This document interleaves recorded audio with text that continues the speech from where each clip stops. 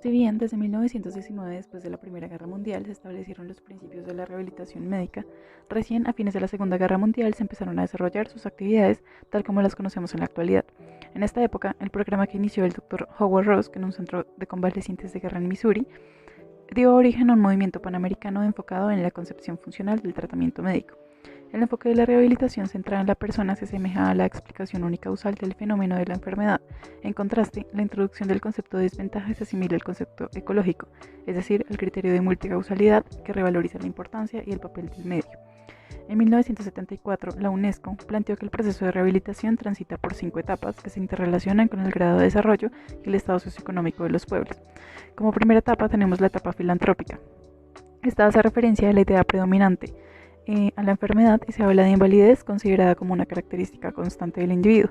Como segunda etapa tenemos la etapa de asistencia social. Se caracteriza por la ayuda al lisiado con carencias. Como tercera etapa tenemos la de los derechos fundamentales. Esta hace referencia a que coincide con el establecimiento de los derechos universales y surge el concepto de discapacidad. En la cuarta etapa está la etapa de la igualdad de oportunidades. Se pone en evidencia la relación entre la persona y el medio y aparece el concepto de desventaja. Y como última etapa está la etapa del derecho y la integración. Los avances sociológicos, así como la democratización política y el conocimiento, amplían el concepto de desventaja y determinan la incorporación del derecho a la integración y a la participación. La discapacidad es una situación heterogénea que envuelve la interacción de una persona y sus dimensiones físicas o psíquicas y los componentes de la sociedad en la que se desarrolla y vive. Incluye un sinnúmero de dificultades desde problemas en la función o estructura del cuerpo, por ejemplo, parálisis, sordera, ceguera o sordoceguera, pasando por limitaciones en la actividad o en la realización de acciones o tareas. Por ejemplo, dificultades suscitadas con problemas en la audición o la visión, hasta la restricción de un individuo por alguna limitación en la participación en situaciones de su vida cotidiana. Los grados de discapacidad serán diferentes si existe o no rehabilitación. Asimismo, estarán influidos en gran parte si la persona vive en área rural o urbana, en un país desarrollado o en uno en vías de desarrollo. La OMS tiene como objetivo garantizar iguales oportunidades y proporcionar los derechos humanos de las personas con discapacidad. En particular, procura implementar 3 reglas estándar en la equidad de oportunidades para personas con discapacidad, promulgadas como guías en salud, educación, derechos humanos y discapacidad. Como primera regla tenemos el cuidado médico, la segunda es la rehabilitación y la última es el servicio de apoyo con instrumentos para la rehabilitación.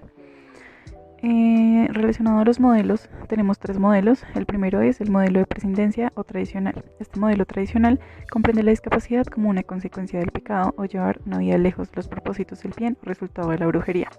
Es entendida como castigo en el que sobre todo los padres debían enfrentar una carga, terminando en prácticas eugenésicas que buscaban la aplicación de leyes biológicas para llevar a cabo los buenos nacimientos. Con estas prácticas se llevaron a cabo muchos infanticidios de niños y niñas con discapacidad y donde no se conseguía la prescindencia a través de los homicidios, entonces se optó por marginarlos y excluirlos.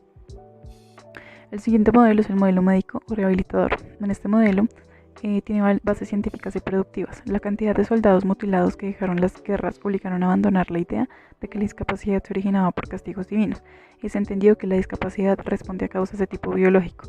Se consideró la enfermedad o ausencia de salud como sinónimos de la discapacidad susceptibles de recibir tratamiento. De este modo, las personas con discapacidad dejaron de marginarse y se comprendió que estas personas podían aportar a la sociedad siempre y cuando estuvieran sometidas a un proceso de rehabilitación. Aquí nace el concepto de normalización, ya que una discapacidad se considera algo normal que con un proceso de rehabilitación conseguiría la normalidad. Como último modelo tenemos el modelo social o constructivista. El modelo social nace como una crítica al modelo descrito anteriormente. Este modelo ubica la discapacidad dentro de la sociedad y no en el individuo, haciendo de la discapacidad un asunto colectivo y definiéndola como resultado de la opresión y la exclusión social. En este sentido, se caracteriza por mayor reconocimiento legal, aceptación a la diversidad e inclusión social. Además, por la comprensión de que las personas con discapacidad son útiles en la sociedad, siempre que la sociedad se enfoque en lograr la igualdad de las personas independientemente de sus características individuales. Como consiguiente, nació la Ley Estatutaria 1618 de 2013, por medio de la cual se establecen las disposiciones para garantizar el pleno ejercicio de los derechos de las personas con discapacidad. Esta ley propone una serie de medidas y acciones afirmativas que permitan a las personas con discapacidad, bajo un marco de corresponsabilidad, ejercer sus derechos en igualdad de condición con las demás personas. La expedición de la ley estatutaria bajo consigo de un proceso de apropiación que implicó en primer lugar un reconocimiento y resignificación desde la discapacidad, desde la perspectiva social y de los derechos humanos.